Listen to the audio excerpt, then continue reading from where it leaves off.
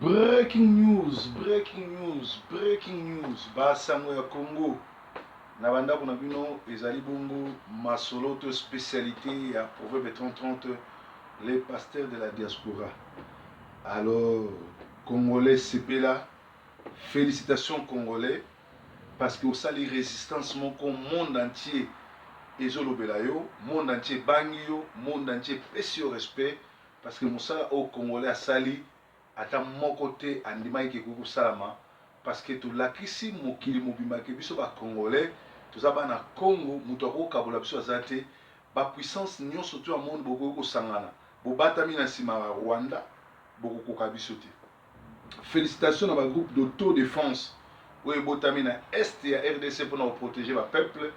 Lobi na butu basinalaki ngaki na kote ya Beni, ferme moko eza kuna oyo ya Rwanda Kabila ekoma base aérienne ya ba tunaye o bayaka koboma ba égorgère. Alors ba mai ba s'en chargeaki na bango pe ba petangaki masasi pe makambo eza kotambola kitoko. Félicitations na bana mboka. Alors Ale Moloto a prophétisaka alobaka tokomi tango ya kopapa, tango ya kobeta, tango ya koniata, tango ya kobengana ba yini na mboka. Alors toza su tango ya kolela te, tango ya se plaindre te, na sepeli na détermination ba Congolais. Le 19 décembre Kabila fois kende, mais ngai nazo sepela vraiment te to zeleti le 19 nazo linga to kende nango sikoyo. Mais poto kende nango sikoyo tango tozo benga mwana mboka Fredy Matungulu kuna mbongo na Congo diaspora mobimba, mbongo ezali kuna epa papa Fredy eza nango kaka 3000 quelque. Oyo eza ba preuve ya ba western biso tozo sala awa pona kotinda ke totindi bambongo. Alors lokola bino bata communauté bozo tindi kaka bato bobima mais bozo contribuer te. Toza na plus de 6 milliards ya ba Congolais na mboka, soki chaque mutatie $1 toza na 6 millions de dollars oyo tokoki kopesa rassemblement po bazwa soin ya bandeko bakozwa masasi, bandeko bazwa na hôpital kolia komela. Alors sikoyo même bato babengaka nga boyebi bozalaka combien, plus de 10 personnes babengaka babi tokopesa, mais sur 10 wana 5 personnes nde nazwa bamosusu bazwa bapesa titi lelo. Donc malgré barana baza kopesa 100 nzamba pambola bao bapesi. Alors sikoyo biso to arrêter batamuté malamu bosala, mais tozo senga sikoyo na ba chroniqueur batu nyonso to basalaka ba vidéo na kosenga na moko aleka alakisa biso preuve que atindi mbongo na Congo. Ba Congolais a pas semi to compter sur bango. Sikoyo bino nyonso to ba chroniqueur o ngai télé boy, o ngai boy, o ngai sorry, onga mutu songolo, onga mutu boy. En tout cas la lingi batu nyonso tu mutu na mutu apesa ni nae. Allô? Breaking news, en direct à breaking news, benga mana osa breaking news. Eza nani? Eza malam. Est-ce que benga après 15 minutes pour ça en direct à breaking news? Ozo kota kota na breaking news ne oza. Amwe ko za na sangwambo ko ngo pesa ile ka direct. Ok, donc ngana sala musala na ozongela. Merci pour l'appel. Merci. Donc toloba qui était tolingi o biso peuple mokonzi, o biso bana bilaka, o biso TV Songolo, o biso Sentinelle TV, o ngai boy na boy na sala ka banalise na yaka boy nazali Joe nani Joe Dalton naza mutu munene. Bien sûr toyebi ko za mutu munene, mais pesa pe mbongo ebele lakisa que ozoti na mbongo na Congo po tozoti ndeka ba bobima soulèvement populaire, mais tozoti mbongo te. Mais soki ezaki ba pasteur à Lokuta, soki ezaki ba Ventir, mais bopesi na moni batindeli nga même vidéo que Walo ya collabo a komi ko sala na anniversaire, azo fêter anniversaire na ngongo yo bazo boma ba Congolais na ngongo yo tozolela bandeko na biso na ngonga oyo mboka eza occupé ye azo fêter ba anniversaire. Ngande naza boye na fêtaka ni anniversaire ni bonne année, na sala kaka fête o Yesu atikela biso apaka pa Pâques na fêtaka fête moko te. Ba bavanda pembe na nga bayebi da yango omona nga pe na ba fête te, na kenda vraiment ba fête te po toza na matanga to sala ka ba fête to si ça aussi si classe obala ki osala ibo fete osala mamukolo oyo tokobenga na Kabila. Donc tolobi tolingi sikoyo tomona bandeko na biso ya ba chroniqueur ba oyo baza na ba leader d'opinion ba oyo baza na ba YouTube ba oyo baza na ba site bolakisa biso ba preuve ke bozotinda parce que kuna na epa mese matungulu mbongo vraiment eza mawa mingi eza moke. Pourtant rassemblement ils ont se préparé pour na kosala sikoyo site in kobima libanda po bazonga te mais kobima libanda na palais du peuple ti Kabila kokende parce que eloko asoka tokosala yango wana vraiment na banzi eyokani. Breaking news.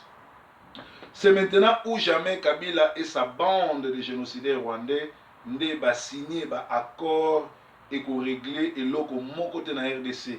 Alors pourquoi causer-t-il le 19 décembre? Je crois question na batebele bazo tunango. Kabila asi alakisi ki a violé constitution pe a respecté ba congolais te. À part wana azu ba mercenaires nyonso tu ya mboka ya ba pays étrangers. En réalité Congo tozo bundaka contre ba Rwandais te mais tozo bunda contre toute l'Afrique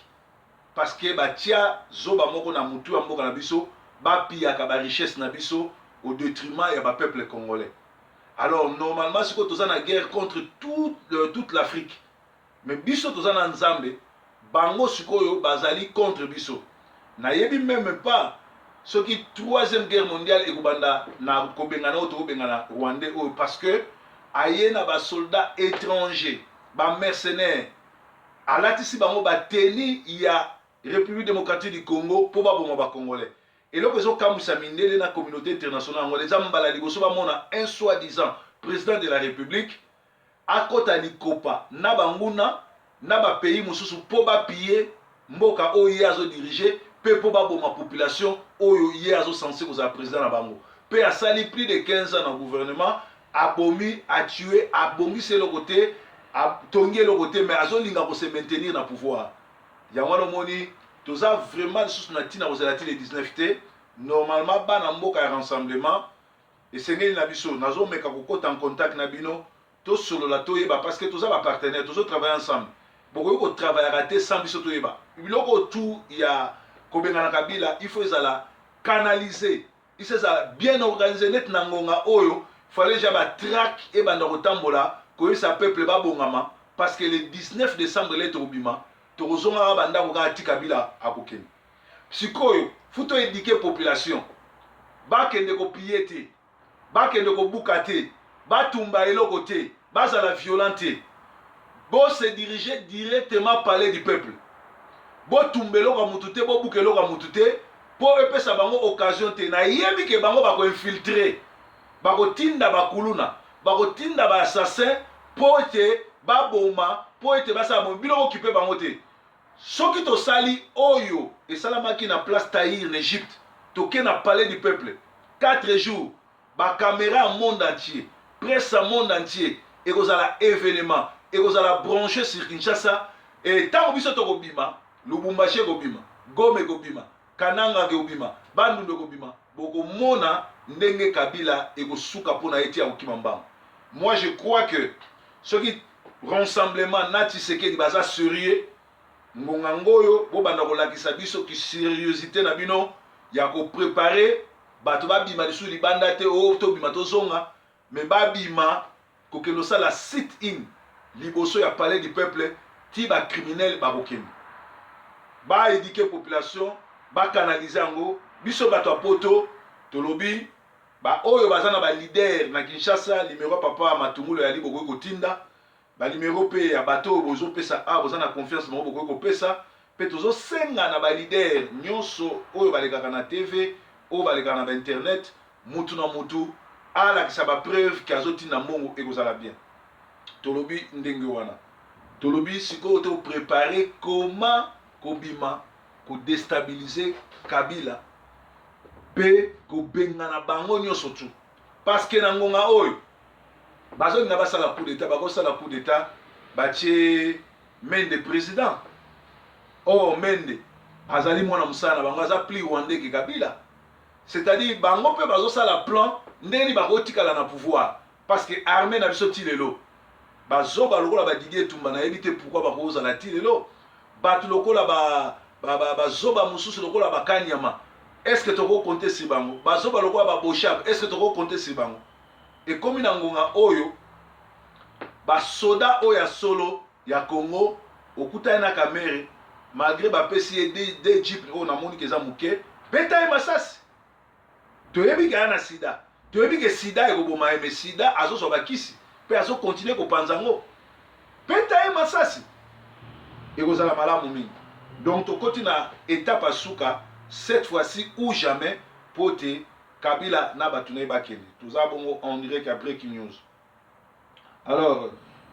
donc tolobaki seule solution etikali kosala ba ville morte te mais soulèvement populaire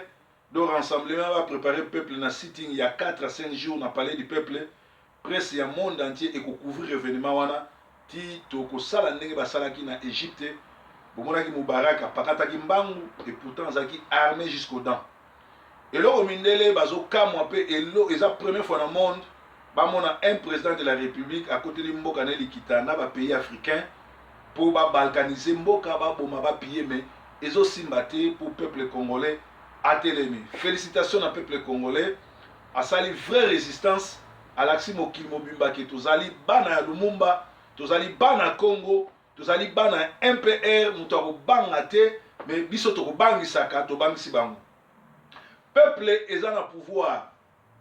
parce que Kabila boyebi bien que c'est un criminel boyebi bien que aza na plan moko te pour na Congo pe abomi mingi alors peuple il faut abenga na Kabila Roubert Vital bisengimana na ba Rwandais nyonso oyo baza na Congo soki tokebi te totiki ye a glissé biso moko fi na biso ozala glissé baboti na biso bakoko na biso tokomona bango sute po tokokota siko na borumu bazokende réunion na Angola réunion na Angola ezali esika oyo bapays nyonso bazopie Congo bakokende okutana na Zuma lokola chef na bango alors biso bakor na bango d'ailleurs bakor eza signé par des Rwandais eza bakor ba Congolais te bakor na bango ba réunion na bango à Luanda etali biso te mutu moko te a distraire biso to sambela nzamba apesa papa Tshisekedi makasi nzamba soutenir papa Tshisekedi a changé te er moko a changeaka er moko akomaka boye na boye tozoyoka pe ba accusation ke bapesaki mbongo tozoyoka ke ba accusation ke baliaki mbongo boye na boye en tout cas tour oyo to sambela papa Tshisekedi atikala constant à sa déterminer bango tout na bato ya rassemblement pour le seul espoir totika nango pour na kobengana Kabila pour ko récupérer mboka ngwana alors nzambe kaka muto ayebi eloko ni ekosalama pe ndenge ni tokobengana ba Congolais mais-il que na bonzambe ngonga vraiment kolibere mboka ekoki esengeli biso ba Congolais tobima libanda na soulèvement populaire tobima ndenge bato babimaki na ville morte basengaki kutu bato babima te mais mboka mobimbe bimi bozana bilili boyoki nde bazoyembela Kabila c'est un Rwandais un génocidaire oyo futo bengana pe ba mindele to zala berné na ba discours na bango te bango mo batali boso bazo reconnaître ba corps wana te Kabila yebi bien ko le 19 mais bango moko lisusu na CC bazo so ba enveloppe na ye donc to zala to la sur nos oreilles que o ba mindele balobi non révolution à Congo ezo dépendre ni na mindele ni na makamususu mais ezo dépendre na volonté ya Nzambe. Alors eloko musu na web sabino ne demandez la personne de ce monde de vous aider ou de venir vous aider. Ne comptez sur personne dans ce monde, car même votre propre ombre vous abandonne dans l'obscurité. Kosengaka lisungi epa ya mutu te. Kokontaka te ke mutu songolo akoya kosunganga. Noko songolo ayo bimisanga na dossier oyo. Mutu songolo akoya ba américain bakoya. Mais même lilingi na yo moko na molili ya bandona kayo. Eloko ni to senga na ba Congolais, to sala un unique, to sangana, to sala bomoko. Lelo so to bisi ke bato ya kimbangiste ke les églises remplies de bas sorciers, bazo soutenir occupation, le to kobenga na Kabila, na ba kimbangiste, na nkamba, bolanda ke Kabila, baondimanga te soki nayebisi bino ke Simon Kimbangu azalaki jamais kimbangiste mais azalaki chrétien bomonake nazokosa et soki mpe nayebisi bino ke foto oyo moto alata liputa ezalaka nango ya Simon Kimbangu te bokoloba nazokosa soki mpe nayebisi bino ke bandoki nyonso tu ya Congo bavandaka na église kimbangiste okondima te mais ndimelanga ntango nazoyebi biso ke soulèvement populaire ya sitting liboso ya palais du peuple ya 5 jours yango ekobenda na Kabila soki tosali yango tokokumisa nzambe tokobina soki tosali yango te ezali pasi parce que tozobunda kaka contre barwandais te tozobunda mpe contre bapays nyonso to ya Afrique yango wana omoni Norway 4e génération ya mokili Norway bato nyonso tu ya époque ya Norway nzambe abomaki bango mpo nani parce que bazalaki ba faux tête tala lelo tolobi toza na ba généraux congolais bazomona makambo Kabila azosala bakroisa les bras bazolata mpe bateni bazoloba mpe baya bakonzi bazomona bie baarmée étrangère eza na Congo elati bateni ya Congo bazomona mpe bien que Kabila c'est un tueur tala cour constitutionnelle ezali cour basé na ba incivique te mais na ba immoraux mpe baenvoûté mutu wana boyebi kaza congolais te c'est un criminel mandat mpe esili yo ozokende mpe se mandat oyo constitution mpe cité sur base de quoi breaking news yesu aza nkolo breaking news